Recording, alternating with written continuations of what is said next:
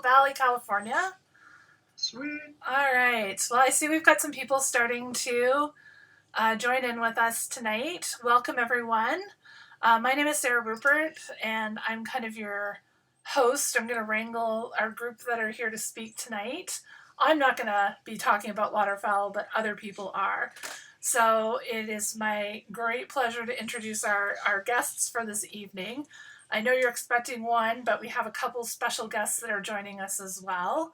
I see lots of people saying hi. Hello, everyone. It's great to see all the people coming out for tonight. As we've done in most of our past presentations, we'll be taking questions at the end. So please put your questions into the chat. If you're having any trouble at all seeing things, let me know in the chat. I'll be keeping an eye on that through the presentation. Wow, we've got people from PEI and New Brunswick, GTA, Guelph. It's going to be a great night tonight. So without further ado, I'm going to introduce Ian Shanahan, who was dubbed our host for this evening. And many of you may know Ian through the multiple field trips he hosts with OFO each year. Ian also works with Green Teacher magazine, is a naturalist Bardnan, and also works with Shrew Solutions. And Ian has brought along a couple of his pals tonight, the infamous Doug McRae. Doug, as many of you know, has been a long-time birder and is now stationed in the Presqu'île part of the world. So he looks at ducks a lot, and he also works with the Shrew Nature Solutions and has an extensive knowledge of birds and their behavior, and has all kinds of interesting insights to share with us tonight. And as well, Andrea Kingsley is joining us. And Andrea also is part of Shrew Solutions and is avid in birding and has lots of insights to share with us tonight as well. So without further ado, I'm going to pass it over to you, Ian, and we'll get started. All right. Thanks so much, Sarah. And it's great to have Doug and Andrea along for the ride tonight. I owe a lot of a debt of gratitude to Andrea for indirectly teaching me a lot about Ontario's dragonflies through the Dragonflies of Algonquin Park guide that she co-illustrated with Peter Burke. And I owe Doug a debt of gratitude for many hours of entertainment through his many stories. A good number of them begin with "that time at James Bay," and then you can insert any number of things like black bear, stove didn't work, prothonotary warbler, and just let them go. So this is going to be a lot of fun tonight. I'm just going to share my screen as we dive into Duck ID. That's going to be the first of probably many really bad duck puns tonight. So get ready. In fact, the second bad duck pun is following fast on the heels of the first. So welcome to this evening's presentation. If it is not evening where you're joining us from, I know there's some folks in California, good afternoon, or maybe even good morning or good night. Whatever time of day it is, good day.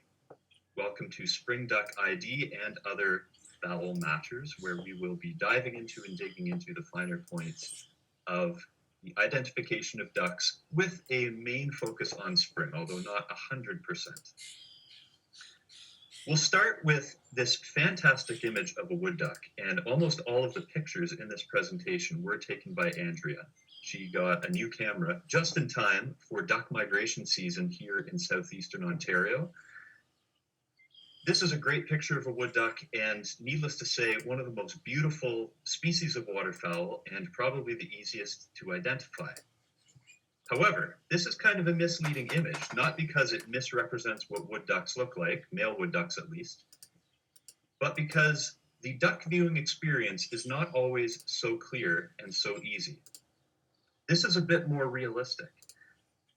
Now, just in case anyone's about to run off or close their Facebook Live account, this is not going to be a presentation completely consisting of bad duck photos. I have strategically placed some deliberately bad duck photos at the beginning here just to get across the general idea that it is not always a walk in the park and you don't always get the clearest view. It's also not always the most comfortable conditions, but we'll get to that in a moment. Just to prove that this is not just all about bad duck photos, and that Andrea is in fact a wonderful photographer. I just want to go through a couple quick images here.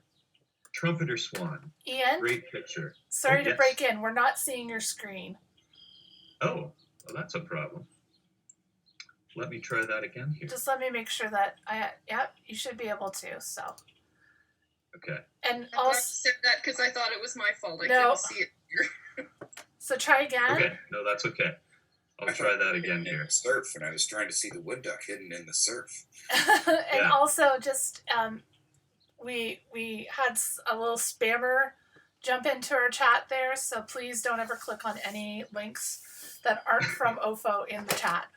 All right. Somebody trying to clean our air duct, perhaps? No, they're trying to persuade people to watch our presentation on another feed and pay for it. So we've hit the big time, guys. This is a momentous occasion. All right, I see Ian has started sharing a screen. There we go. It's appearing now. All right, very good. Well, let's just backtrack, and I'll try to do that again as though it were fresh and spontaneous, and we can maybe edit out that first run where you couldn't actually see anything. So, welcome again, everybody, to Spring Duck ID and Other Fowl Matters, which, as I say, is going to be one of probably many bad duck puns this evening, this afternoon, this morning, tonight, whatever time it is, where you are joining us from. Here's the wood duck that I just talked about. It's a great picture. This is a picture by Andrea. Almost all of the photos are Andrea's. And who doesn't like a wood duck? Male wood ducks in particular, with their bright colors and the eye and the bill, are stunning. And you can often get to see them in fairly close conditions because they don't tend to be out in the deeper water. However, this is a bit misleading because it is not representative of the common duck viewing experience. Most of those experiences are a bit more like this. The weather is not always sunny, it's often overcast. Generally, you're just seeing sort of grayish, darkish, whitish dots. Maybe they're birds, maybe they're not. Maybe they're marker buoys bobbing up and down in the water. Maybe it's wavy, maybe it's windy. Maybe you're not seeing particularly well through your binoculars or telescope because they're jiggling so much from wind, so you're getting a very blurry image. So it's not always so easy. And as I was mentioning a few minutes ago, this is not strictly going to be a presentation consisting only of bad duck photos. So I just want to show that there are many good duck photos, and Andrea is a wonderful photographer.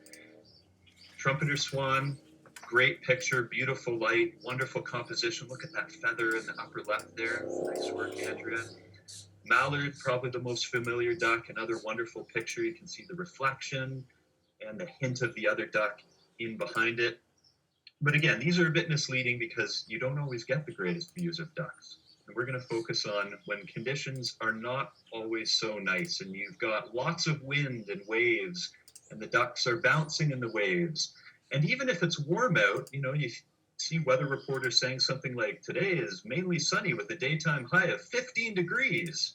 And then if you read the fine print, there's that familiar phrase, cooler near the lake, or if you're on one of the coasts, cooler near the ocean. So that 15 degrees turns into 9, and then you add the wind, and you add the moisture, and if you didn't bring a scarf and gloves, you're in a bit of trouble.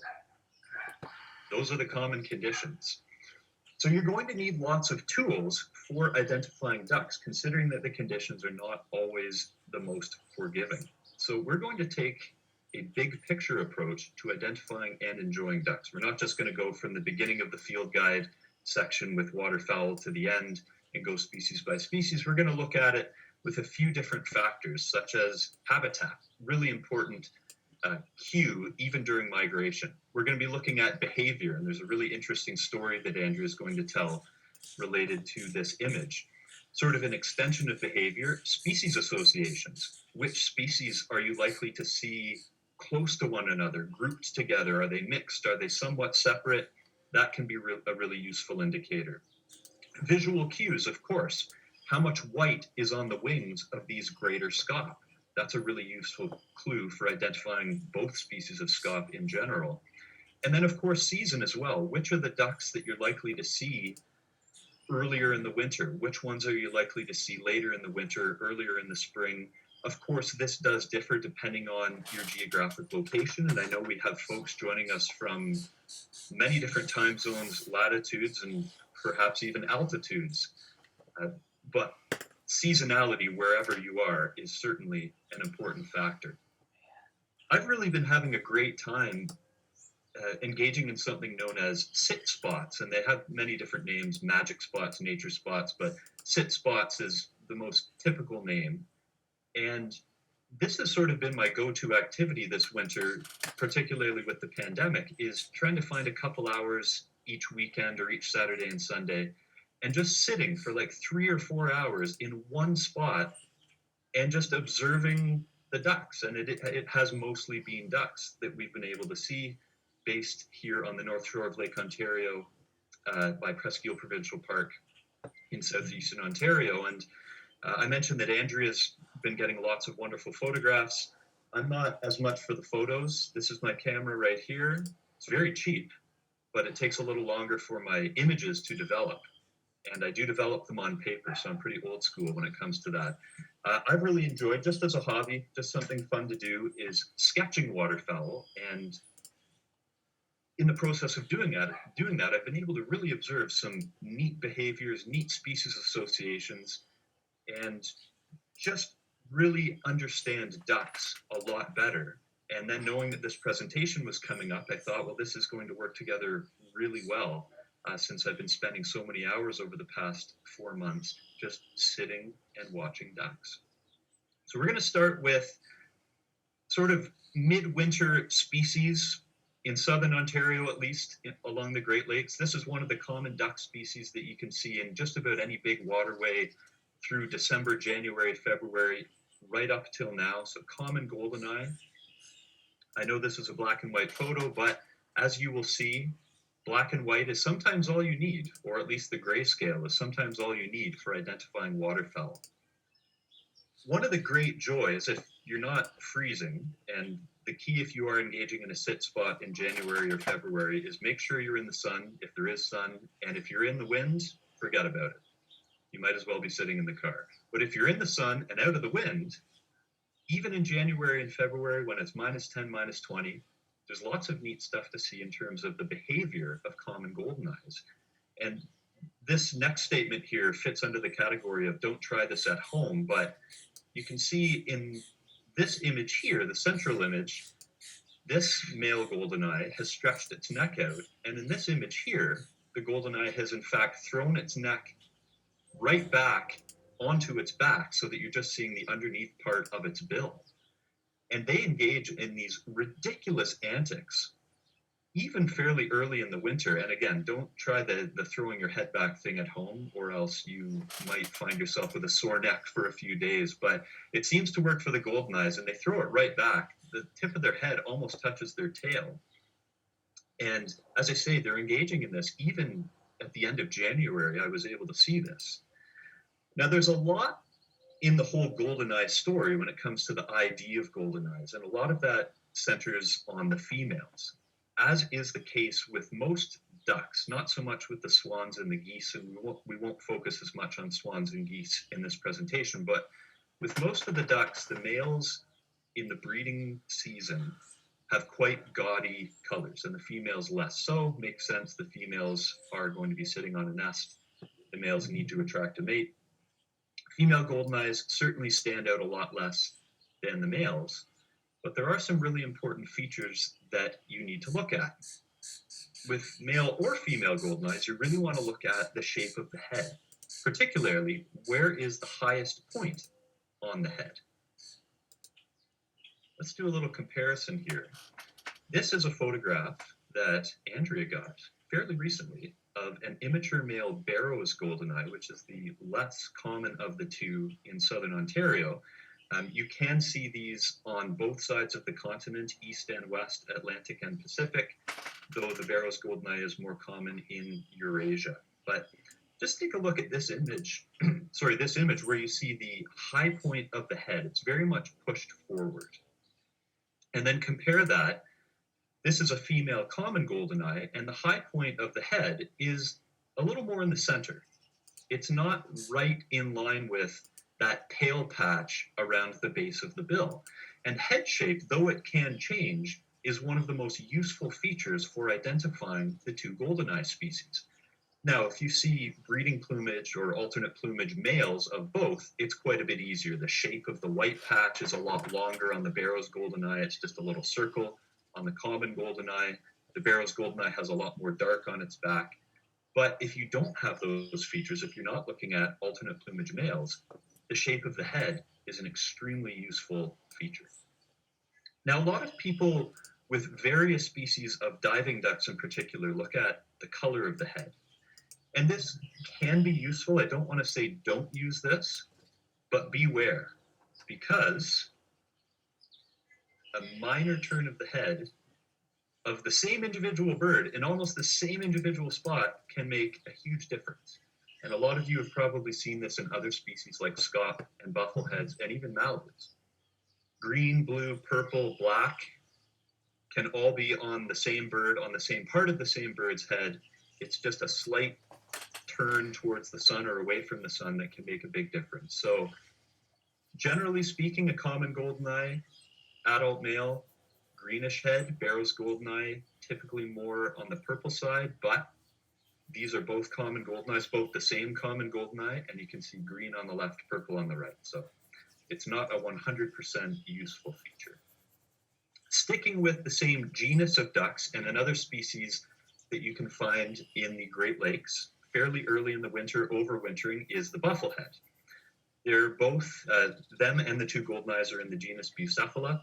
And you can see in the central male bird in the middle of this sketch, doing very similar to what the male common Goldeneyes will do when they're trying to attract a mate, stretching their neck out and puffing their head feathers out to look very impressive. The two females down below weren't too impressed with the male while I was sketching this, but he was trying his darndest, bopping along like a wind-up toy. That's sort of what I think about when I think of Buffleheads, little wind-up toys.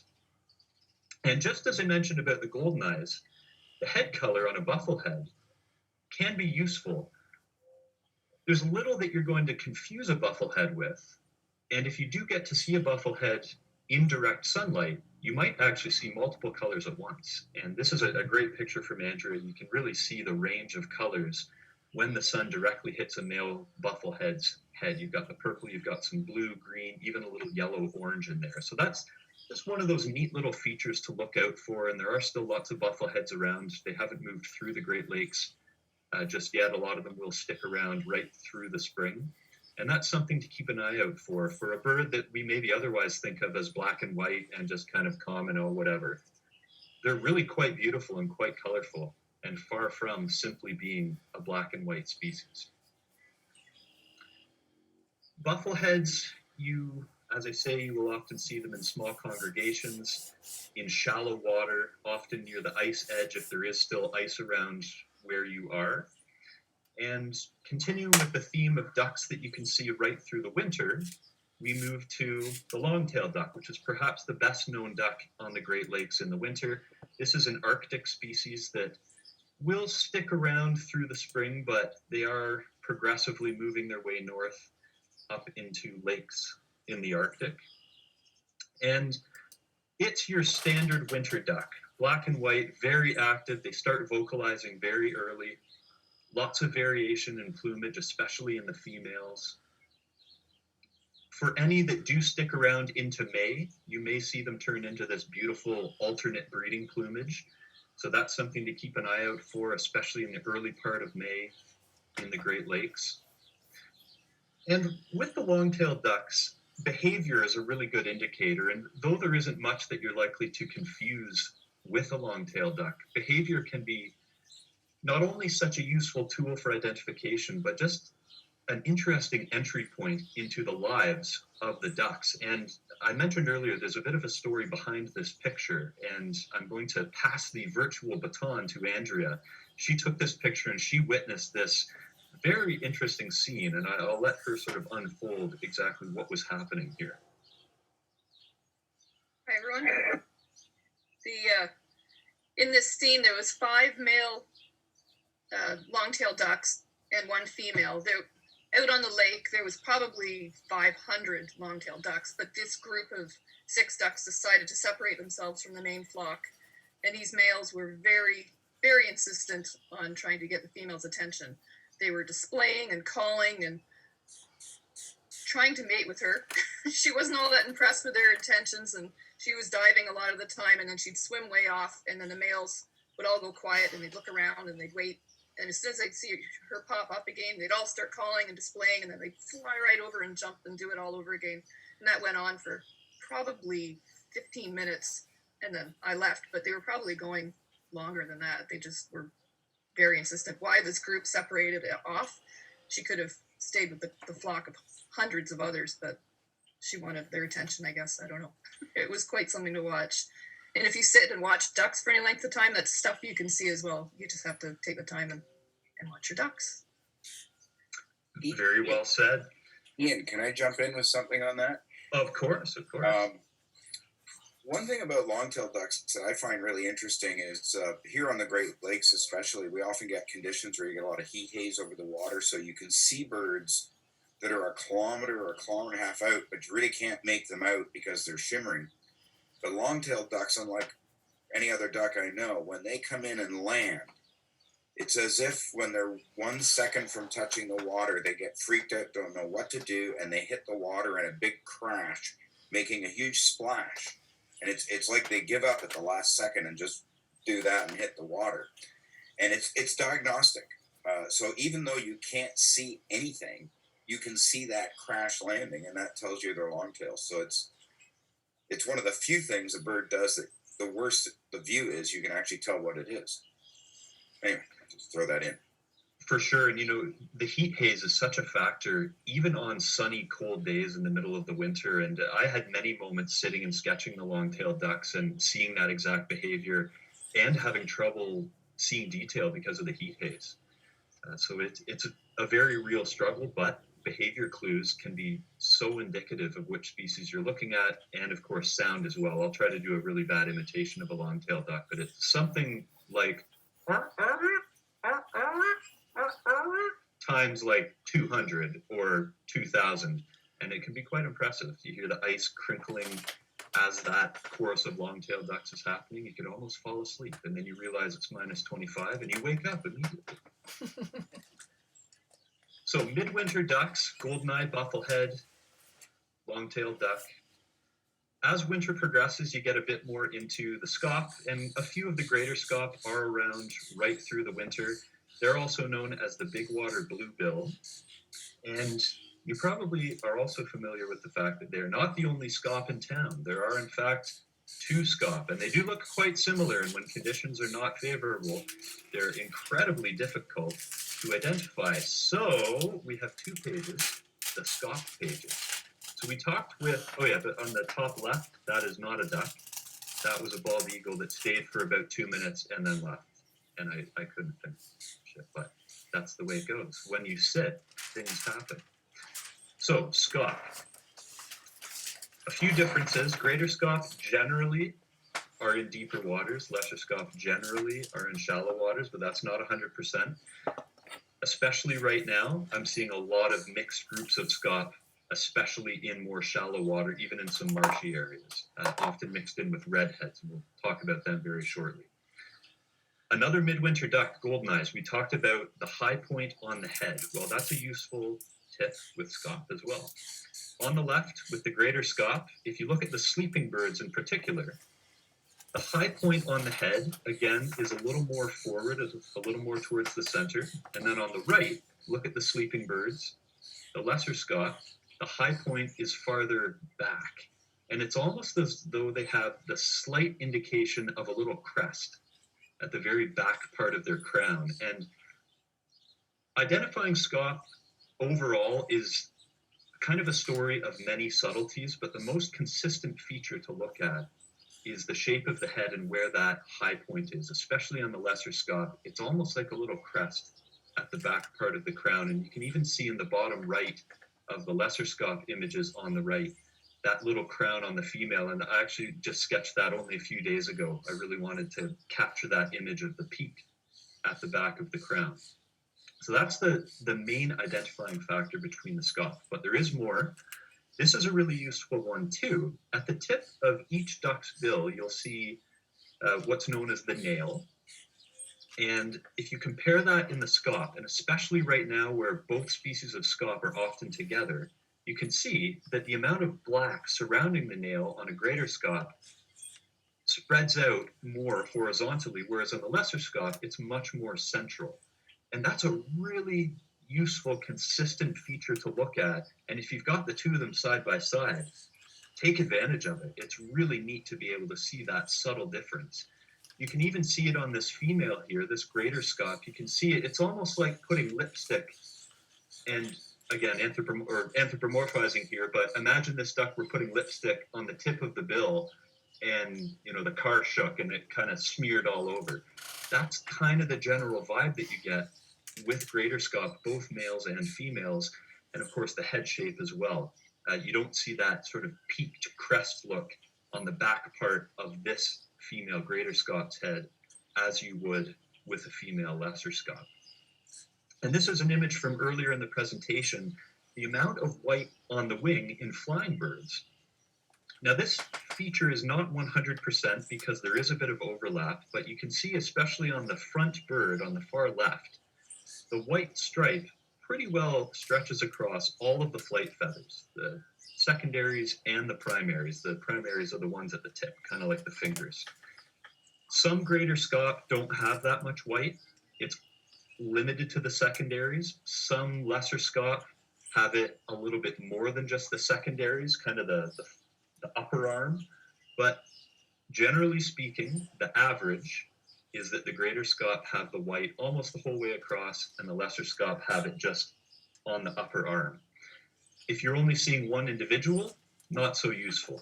But the good news with scaup is where you see one, you usually see hundreds, perhaps even thousands. So you can get a good sense of the mean average quite nicely. You'll also notice head color. Again, beware of head color, but generally speaking, greater scaup, the males, the heads are mainly green.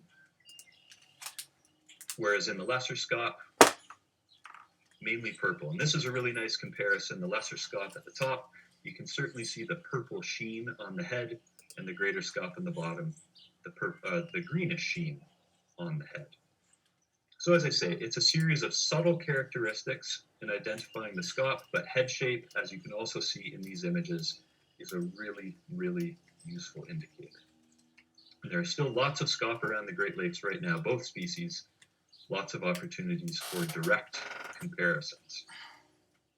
I mentioned briefly that scaup are often mixed in with redheads, as is the case with this image. Central bird in the back is a greater scaup, and all the rest are redheads. Redheads in many flocks are the most common duck. Therefore, it's very easy to sketch them because if one dies, there's like 2,500 more fairly close to it. So you can just move on to the next one, and it's great. Now, conditions for viewing are not always great, and even though I draw in pencil and there's no color, this is sometimes all you see. You don't always see the redhead if it's a really overcast day and it's really windy and your binoculars are shaking. So what I want you to focus on here is the back, particularly of the top bird, and you'll notice that it's gray at the very top of the back and on the sides. It is not gleaming white. Why am I saying it's not gleaming white? Because that's the comparison point between the redhead and another species of duck that you can see in mixed flocks like this. We zoom this one out. I'll just give you a few seconds to take a look. Look at the backs of all of the ducks that have a red head or sort of brick-colored head. Do they all have gray backs? Do some of them have white backs? That's a fairly leading question. I'll follow up that leading question with some useful arrows. This is kind of like those Where's Waldo search images. So yes, most of the red-headed ducks in this photo are redheads, but some of them have white backs. What are some different things that are white? Well, as an artist, I can tell you one thing that's white is a canvas. And that's why canvasbacks are called canvasbacks, because they have an all-white back that contrasts very nicely to the gray back of a redhead. This was the last diving duck that I could sketch before this presentation, and I had almost run out of time, but lo and behold, 2 days ago, yesterday actually, I did find one pair of canvasbacks. The lighting was not great, as you can see, they're backlit, and my rule is draw what you see, and what I saw was no colors, because they were completely backlit. But with canvasbacks, you don't really need to see the colors. Yes, their all white back is useful, and if you get them compared to a redhead, redheads have a gray back, canvasbacks have a white back, awesome. But what if they're backlit, like I saw yesterday morning? That's okay, because the shape of the head is very useful. Canvasback has a head and bill shape unlike any other duck that you're going to see in Ontario. Long sloping forehead that gradually slopes into the bill. You can't really see the delineation point from the top of the head to the bill, and there's no other duck that has that, regardless of what color their back is, regardless of what color their head is. The shape of the head and the bill, this particular shape is unique to canvasbacks. So if it's bad lighting, no problem. The same with the female canvasbacks. This is a species that you can see in both deep and shallow water. They're one of the prairie nesting ducks. You can see them in the prairie pothole region and some of the prairie potholes and sloughs like this. The canvasbacks that I was looking at yesterday when I was sketching them were in fairly shallow water in a marsh. And that's a nice segue to paying attention to habitat in terms of what ducks you can expect to see and what ducks you're likely to be looking at. So also in that marsh with the canvasbacks yesterday was this species. Now, this looks pretty similar to the lesser scaup that we've already talked about. Very similar in shape, but there are some features here. There's some color, a collar, you could almost say.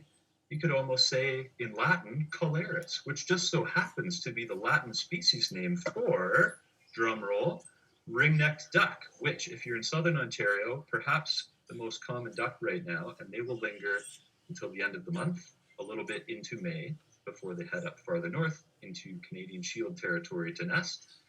So yes, superficially, I just gave away my punchline. See, this is a cautionary tale. Make sure you have your notes right beside you. Don't rely on your memory.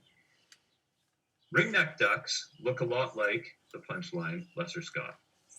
Head shape, you've got that peak at the back of the head, just like in a lesser scaup. You've got this sort of general dark head and dark belly or breast, just like a lesser scaup, kind of grayish, pale sides like a lesser scaup, but there is a bit of a difference. This little spur or triangle right at the fore part of the side of the breast is much paler than the rest of the duck's side, and that is a feature that is specific to ring-necked duck, and you can really, really see that well. Another feature, and you can see it on both the male bird at the bottom and the female bird at the top, is the ring. Not at the very end of the bill, but kind of the sub-terminal end of the bill. They could very well be called ring-billed duck, but it's too close to ring-billed gull. I don't know. I don't know why they're not called ring-billed duck. The ring on the neck, the brown, you don't always see that well, but the ring around the bill, very clear. That little spur on the side of the male's breast, very clear. And habitat, shallow water, marshes, especially this time of the year. What are we looking at here? Ring-necked duck or lesser scaup. In shape, very similar. But do we see ring near the end of the bill? No, we do not. And the side of the breast of a lesser scaup is all white. It's not gray with the whitish spur at the fore part. And also the back is different. The back of the lesser scaup is this beautiful pattern, kind of a woven pattern of black and white, whereas on the ring-necked duck, it is black or purplish if they turn into the sun. Head color is typically the same. The lesser scaup, in direct sunlight, you see the purplish sheen. The same thing with the ring-necked duck. And again, just for comparison's sake, general shape is almost the same, and that peak at the back of the crown, the back part of the head, is very similar. And you can also see these two species quite close together because lesser scaup are also often in marshes and more shallow habitat. There you go. spur on the ringneck duck, no spur or tail mark on the lesser scaup. There's a nice photo comparison. So you've got a line of birds in the back, and you can really see that white spur, that white triangle at the side of the breast on the ringneck ducks in the back. The two lesser scaup, the pair in the front left, totally pale sides of the breast on the male on the left, no white spur.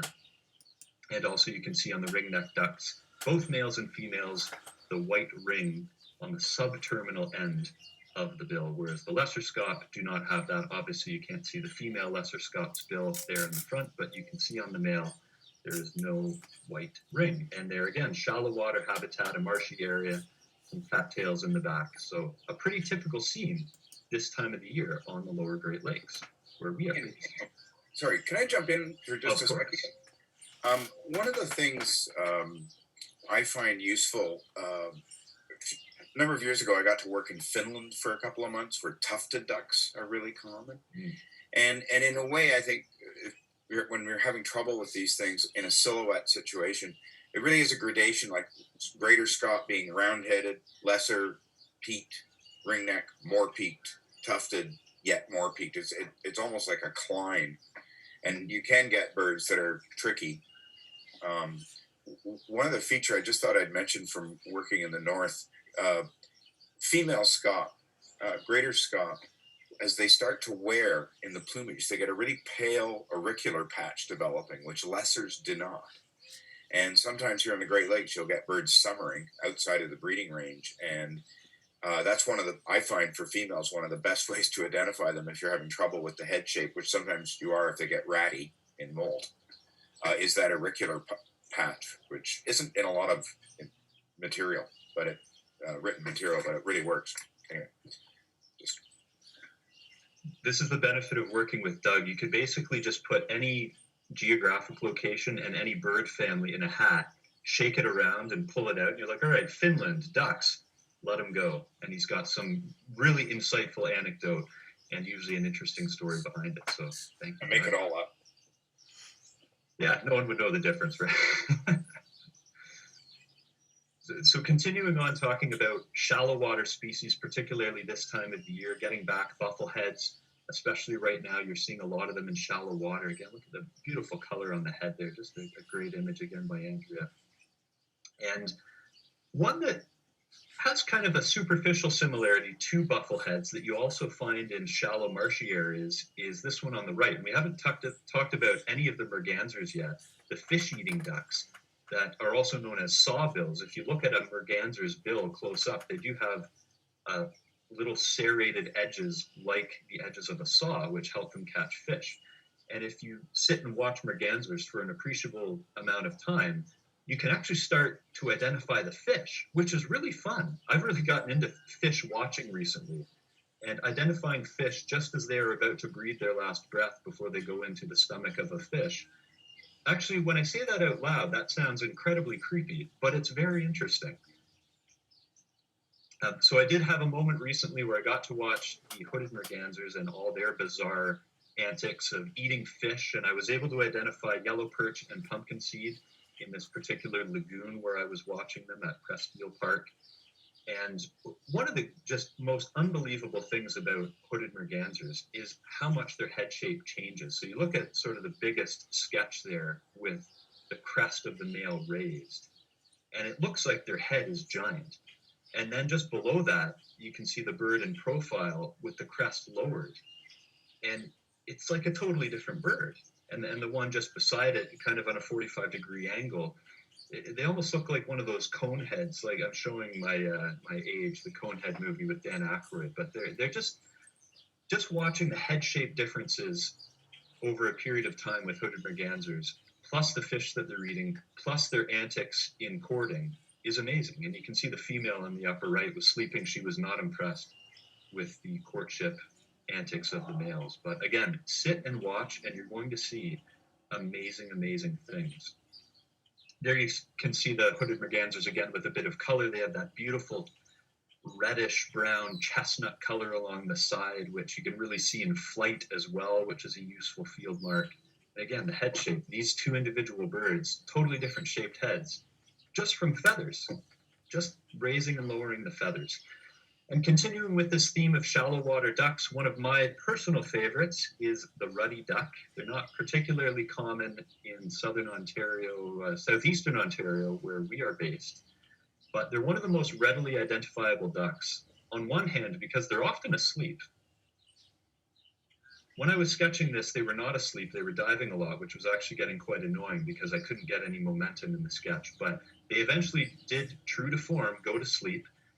And also true to form, stuck their tails up. And they're in an interesting little genus called the stiff-tailed ducks, Oxyura, the masked duck in tropical America is another member of that genus. And they do have this short, stiff little tail that they stick up, as you can see in the upper right sketch. And that is such a great way to identify ruddy ducks, as is, especially with the males, that white cheek patch. And there's no duck that has a white cheek patch to that extent and that shape and that location. And that is a perfect segue to a series of images that Andrea put together. They're all black and white images, but it really gets you focusing on the grayscale, especially when you can't see colors well when it's overcast, and the extent and position of the black, white, and gray. So I'm going to pass the baton to Andrea here, starting with this image of a ruddy duck, and again, deliberately bad duck photos because we don't always get the best views, and expanding that out to many other ducks that are dark with a bit of pale on the face, and I'll let Andrea get into the nitty-gritty. This group of ducks, I find sometimes very frustrating because they're usually way far away. They're like these tiny little dots. You could just see them. Their head's peeking up over a wave and then you don't see them. So you need to, I find the most helpful way to identify these is to learn where to look. And so when you get those quick little glances, when they're peeking out of a wave or just coming out of a dive, you know what to look for. And then when you can take the notes like what Ian does or however you want to do it, but note where the white is on the faces. And also an important thing to check is the shape of the bill and the shape of the bird, because each of these ducks, their shape is quite different from each other. So when you put the two components together, where the white is and the shape of the bird, then you can come up with an identification. So I'll just quickly go through some of these. On the top left is a young male Harlequin duck. Now, this little duck, I would say a cute duck. They're like pudgy and kind of round and small, and they're cute. They don't have an overly large beak. They've got a cute little stubby beak, and they've got several small white spots. So if you see a sort of a bufflehead-like look, like a cute little small duck with more than one spot, take very close note because it's probably the rare Harlequin duck. If you look at the picture to the middle top, that is a white-winged Scoter. And compare that to the picture that's on the top right, that is a surf Scoter. If you can look at those two, they look really similar. But the shape of the bill is different, and the size of the white spots is very important. In the surf Scoter, the one on the right top, the white spot just past the bill is much larger. These spots are really variable, so it's again, like what Doug had mentioned, it's often a gradation of plumages. There's not like a clear, if it's got this size spot, it's definitely that. You have to sort of take all the whole bird in and what's around it as well. But if you know what to look for and you take your notes, it certainly helps. At the bottom here, we've got single white spots on a face. We've got on the left is a female Bufflehead. Again, a small, cute little duck that Ian has already talked about. She's got a rather small white cheek patch. Compare that to the Ruddy Duck, which is on the center picture on the bottom. They've got, as Ian just mentioned, a great big white cheek patch that the Bufflehead does not have. And in this picture here, he's not showing it, but I'd say probably 80% of the time he has a tail that's sticking straight up, and that's like a perfect example. That if you see that tail, you know it's a ruddy duck. So you don't have to stress about the rest of it. The tail is a dead giveaway. But if you don't see the tail, you've got to pay attention to how big the white spot is. And then on the bottom right, there's another duck with a large, I'm going to say white cheek patch, but it's not a gleaming white cheek patch. It's more of like a beige or a gray, pale-ish cheek patch. And that's a black Scoter. Unlike the other Scoters, she doesn't have, this is a female, she doesn't have a great big honking beak like the surf Scoter above or the white-winged Scoter. They've got more of a rounded duck-like look, not the kind of the slopey Scoter head look, but it is still a Scoter. So I made these sides in black and white or grayscale because conditions when you're watching these ducks is often terrible in bad light, backlit conditions. So as long as you know where to look on the duck, that's sort of the key. Do you have anything to add there, Doug? Yeah, your photo is it's actually the white-winged Scoter top center and the surf in the top right are really good photos for another reason. The white-winged Scoter is showing no white in the wing, and that is often the case, and they're perfectly capable of hiding it for many minutes. And I can't tell you how many times I've looked at distant Scoters thinking I had a surf to have the thing stand up, sit up and flap, and it's like, whoops. So another feature that your photo shows well on surf Scoter, top right, that I think is really helpful, I think it pertains to immature birds, is the appearance of like a dark cap. And your bird shows that the sort of center top of the head is really black, and then it's paler below. It's almost as if it's halfway to a black Scoter face. It's not quite as pale and contrasty. And then it has the two spots superimposed. But you can see on your photo there the black crown on the surf Scoter, which I find very useful. Good photo. That is all. Sorry, you cut out there. That is all. That is all. Yeah. Back to our regular programming. So that transitions nicely to the next slide. Again, Andrea put this one together, so I'll let her do the heavy lifting with this. But again, all colors removed, just a grayscale look. And these are all species we have talked about, but taking the colors away, we have to look at position of the dark, the pale, and the gray and try to determine what they are. So what do we have, Andrea? So I'm hoping everyone can already figure it out because Ian's gone over it so clearly before, but I thought it was a good comparison just to see them all on one page so that you can just clearly see the differences. So in the top left, hopefully you can all guess, is a redhead. You can see the gray back and the gray sides. And when the lighting is poor, the head can almost look the same color as the breast. So you may not see the red head. Don't rely on that. You want to look at the shading of the back and the sides. Compare that to this is a greater scaup. I didn't put a lesser scaup in, but we're just going like scaup species. They have the same back and side pattern. Sort of that beautiful pattern gray back with a gleaming white clear side. Again, the head and the breast can look black, all one black level in bad light, so you can't rely on any colors there. Down below on the left, we've got the canvasback. Again, you can see the gleaming white canvas colored back with a gleaming white side, and then you can see the clear sloped face. It looks almost like it has walked into a wall and like smushed its face up. That's kind of how I like to remember how canvasbacks look, and it's a very distinctive look, as Ian mentioned. And on the bottom left, we've got the ringneck duck.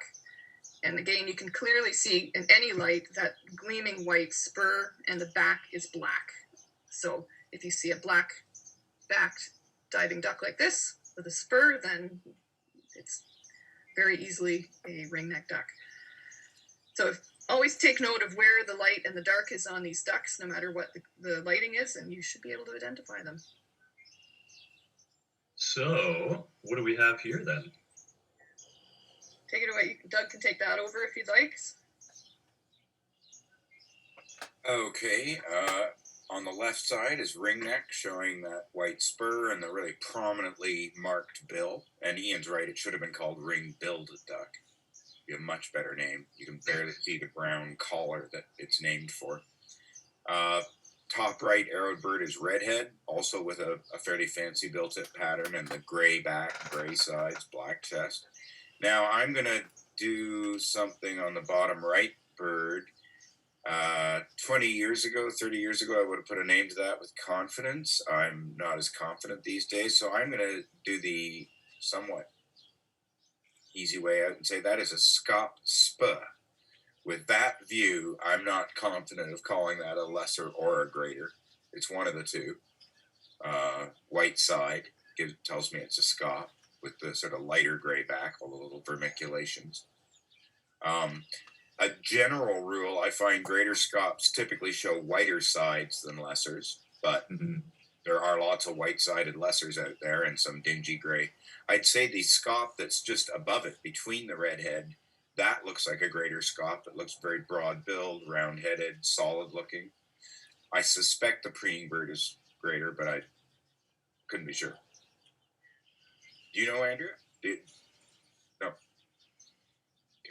I have to unmute. No, I don't remember. I think in that flock they were all graders. I don't think it was any lessers. That was. But it is perfectly okay to throw some back and just go. It's a Scops, but like often in my lists, if it's really choppy out in Presqu'île Bay and I can see there's a big mat of ducks out there, I'll put them as Atheist Spa, knowing they're probably mostly redheads with some Scop. But it's okay to, it's best to be accurate. So don't guess. Just if you're not sure, put Scop Spa. There's nothing wrong with that. My eBird lists are full of Scop Spas, or even gull spas sometimes. If there's like thousands of gulls way out there, I just, whatever, gull spas. Assumption can be a really good way to miss good birds by looking at a flock and going, it's all Scop. And the people who find tufted ducks are the ones who look at every Scop and go, Scop, Scop, Scop, and then bang. So pays to look. And tufted duck has shown up in our neck of the woods before, and we're always waiting for the next one. Yeah, allegedly. That's how I found Barrow's Goldeneye. We were just carefully looking through every Goldeneye. I went, that's not a common Goldeneye. Yep. Back to you, Ian. Yeah, just to sort of, after our little review there, there's still so much we could get into. I mean, we didn't get into American black duck and mallard. Certainly two ducks that, as the spring progresses, you can see lots of, often right together, sometimes right together in the same individual. So yes, they hybridize a lot. There are very few, if any, pure American black ducks. I've seen in some literature that there are, in fact, no pure American black ducks, according to some folks. So do beware of hybrids, and it's not just mallards and black ducks. A lot of other ducks hybridize. We had, hooded Merganser common goldeneye locally. Crazy. I've seen mallard pintail, which was very cool looking, actually. It was a male. But yeah, lots of ducks are mixing with other ducks. Maybe eventually it will just be one duck in the whole world. No, probably not. We haven't gotten into the female Mergansers, red-breasted and common Merganser. Just very quickly, the chin patch on the left-hand side, the red-breasted Mergansers, there isn't really a well-defined chin patch, whereas on the common Merganser female on the right, you can see really well that Andrea's captured in this photo a perfectly well-defined white chin patch to contrast with that rusty color on the head. And you can often see these ones together. And the more you look, the more you are going to see finer details like that. And just on that note, sort of before we completely finish off, that note of sitting and watching, you can see those finer details. And you can also just see really amazing demonstrations of behavior. And this was one of the most recent sketches I did of common Mergansers just in the marsh at Presqu'île. And you can see on this bird here, it's kind of hard to see what it even is without context, but the bottom right-hand part of that small sketch is the forehead of the bird, and the bill is just underwater. And the right-hand side of the bird is the forward part of the bird.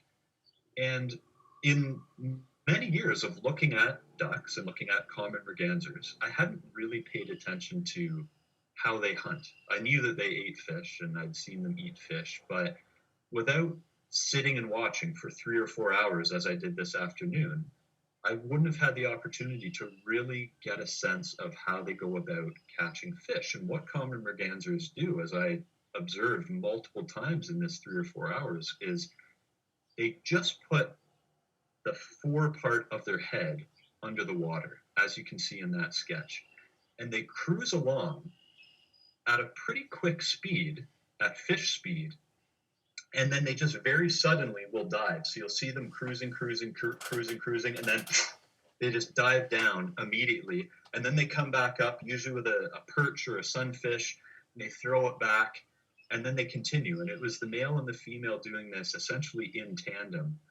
And it was really, really amazing to watch. It was hard to sketch them because they were just moving around so much. I mean, if you're chasing fish, you're going to have to move fast. And I just had never observed that and never really stopped to pay attention to it. And it just reminded me how valuable it is to just sit and watch, because not only can you find rare species like a tufted duck or a harlequin duck, you can see fine features like the differences between greater scaup and lesser scaup, but amazing behaviors like the hunting of this species that is common, as the name would suggest, common merganser. So my final advice as we end off is just sit and watch, as these two wood ducks are doing, and as Doug, Andrea, and myself have done a lot, particularly this winter. And I wish you the very best in your duck sitting, watching, photographing, sketching, however you like to enjoy ducks. There's lots to see out there now, and I hope you have lots of opportunity to get out and do it. So thank you, everyone, for joining us for the formal part of the presentation. And again, a big thanks to Doug and Andrea for being the color people and sharing great anecdotes. And again, Andrea with the wonderful photographs. These ones I think were fairly recent of the wood ducks. And Doug for your stories and anecdotes. And we could all go on and on and on. So back to Sarah. All right. Well, thanks, everyone. We have a few questions in the commentary. We are getting lots of thank yous. Great presentation. So you're getting lots of applause from the crowd. Someone has said that they got a great video of a common goldeneye mating and asks, why does the male bite and pull her head up when he mounts her? I don't know who wants to take that one. Know. I'll defer to Doug or Andrea. I've seen that. The specific why is a good question. I actually can't answer that. I'm sorry to say. It's a grip thing.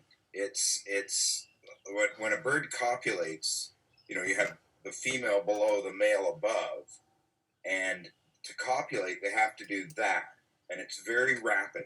It's so if you watch like a robin or something in your yard, or mourning doves copulating, they're on top, the top bird's flapping, and then they fall off. But if you watch really carefully with binoculars, you'll see contact at the cloaca. So the birds, in order to get in position and stay on top, they're grabbing them by the scruff of the neck, basically. Like the male on top is grabbing the female as a way of staying on.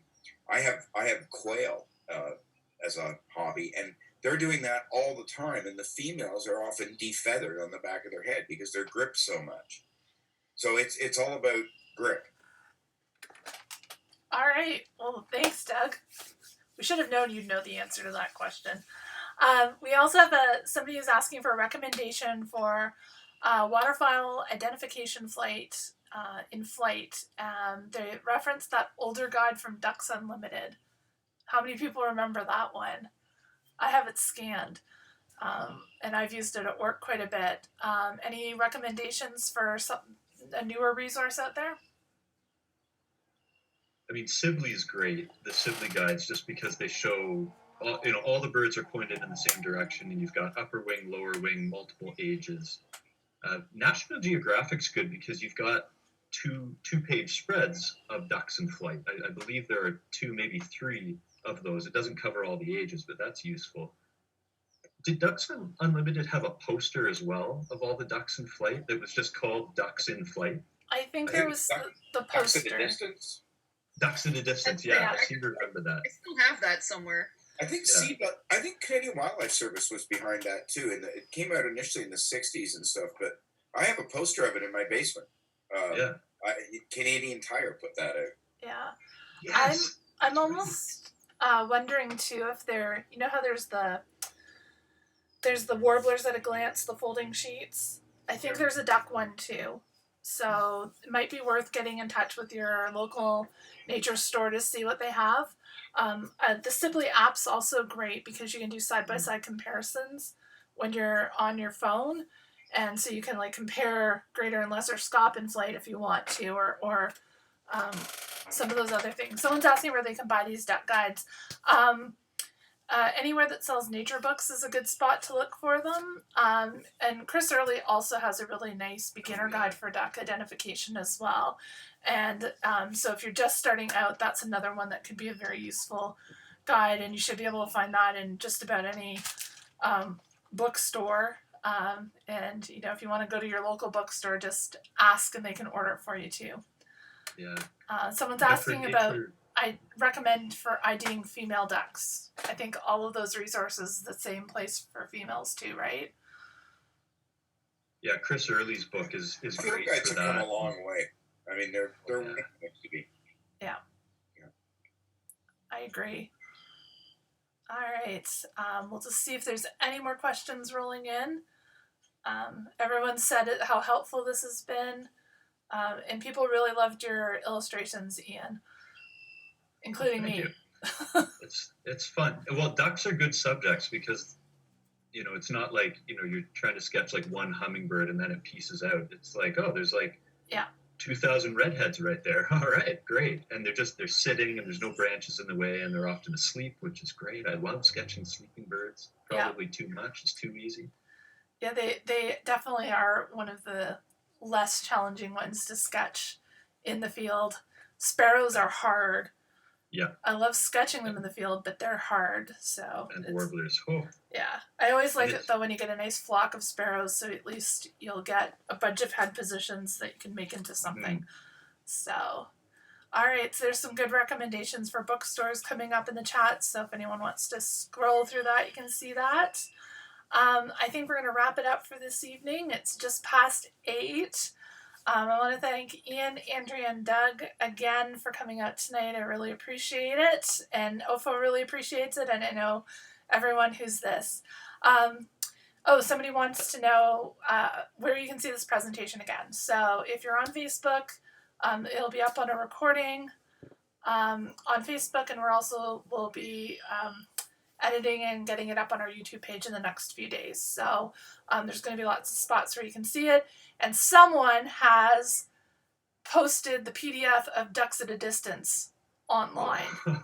So there you go. It still exists on the internet. So if anyone wants that reference, it's a great one. So thanks everyone for joining us tonight. And I guess I may see some of you back here on Thursday. It is Sketch Bird Day, and we're going to sketch a bird on Thursday night. So we're going to sketch pileated woodpecker. And so if you want to come back and join me for a quick little half-hour session on drawing on Thursday, I'd love to have you. Hope you've enjoyed my chorus of red-winged blackbirds and common grackles, which I think are what sounded like somebody counting into a tin can. Oh, somebody wants to know how many ducks nest in trees. Well, let's count them. So hooded merganser, wood duck, common merganser, common merganser, bufflehead, Goldeneye, common and barrels, goldeneye, wood duck. Is that it? Wood duck. I think I've read that red-breasted mergansers have. Let me check that very quickly. Red-breasted, so hooded merganser, common and barrels, goldeneye, bufflehead, wood duck. So that's 6, and then just checking red-breasted merganser. Oh, and the whistling ducks. Yeah, I mean that's a whole. I mean, I tallied it up. You know, the people who do big years usually get about 40 species of waterfowl in Ontario a year. That including geese and swans. I mean, if you go to Ottawa, you can see like 9 species of geese in the fall. It's crazy. Yeah. And then you get the 3 swans and then all the ducks. And I mean, like Peely regions had 2 species of whistling ducks. Yeah, Yep. Yeah, I mean, they're tropical ducks, really cool. They're I've only seen long one. necks, males and females are the same, but Yeah. they're neat. I've only I seen saw- one species, but I saw fulvus at Peely when you were about 5 years old, Sarah. yep. And I Black-bellied. fortunately saw black-bellied not that long ago. So Yeah. all right, Doug, do you have the answer? I just scanned that reference. I don't see any tree nesting for red-breasted merganser, but it is for common and hooded is Yeah. always tree All nesting. right. So So- six Common, they're on the species. ground or a tree. All right, so just as we wrap up, another big thanks to our crew. Yes, we will be putting new presentations are coming down the pipes in the next few weeks. I'm going to be back to talk about sparrows at some point in time soon. We have a shorebird presentation coming up as part of the Festival of Birds, and probably talk some warblers at some point as time as well. We've got a lot of good things lined up, so just stay tuned. We'll be posting them on the OFO website as well as on our Facebook page. And with that, I'm going to wrap it for the evening and say thanks to everyone for coming out, and hopefully we'll see you at our next presentation. Thanks, everyone. Thank you. Good night.